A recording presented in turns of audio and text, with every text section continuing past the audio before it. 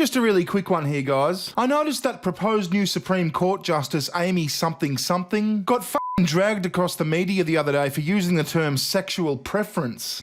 I have no agenda, and I do want to be clear that I have never discriminated on the basis of sexual preference and would not ever discriminate on the basis of sexual preference. Like racism, I think discrimination is abhorrent.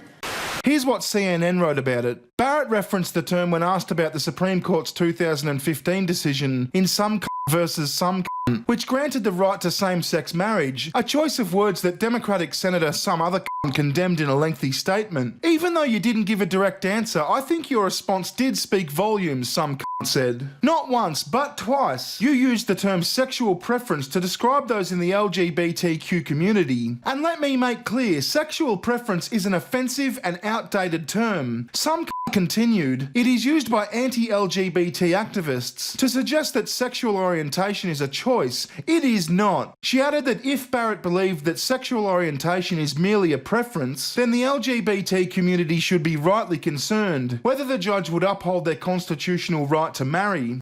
Now, I find nothing wrong with the term sexual preference. I think it's perfectly descriptive and completely benign. I mean, I choose to fuck my wife, and I choose not to fuck a gay man in the ass. That is my preference, that is my choice, that is my decision. I could choose to fuck a gay man in the ass instead of my wife, but I prefer not to. I have decided not to do that. But if you even hint to the left what you identify as, or who you bump uglies with is a preference, a choice, or a decision, they will come at you hard. Unless, of course, you are on the left. Did anyone happen to catch Joe Biden's town hall the other night?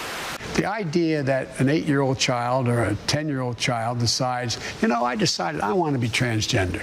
That's what I think I'd like to be. It'll make my life a lot easier. There should be zero discrimination.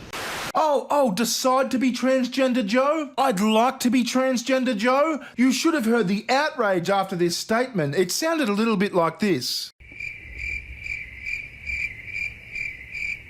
Now, to be clear, I don't find anything wrong with either of these statements. It's just kind of weird how one was dragged over the media as homophobic and bigoted, and the other wasn't. F***ing crickets. I mean, let's watch those two clips side by side. I have no agenda, and I do want to be clear that I have never discriminated on the basis of sexual preference and would not ever discriminate on the basis of sexual preference. Like racism, I think discrimination is abhorrent. The idea that an 8-year-old child or a 10-year-old child decides, I decided I want to be transgender. That's what I think I'd like to be. It'll make my life a lot easier. There should be zero discrimination. Anyway, I just wanted to point that out. Now, this video was sponsored by VirtualShield, so before I go, I better play you an ad. Catch ya.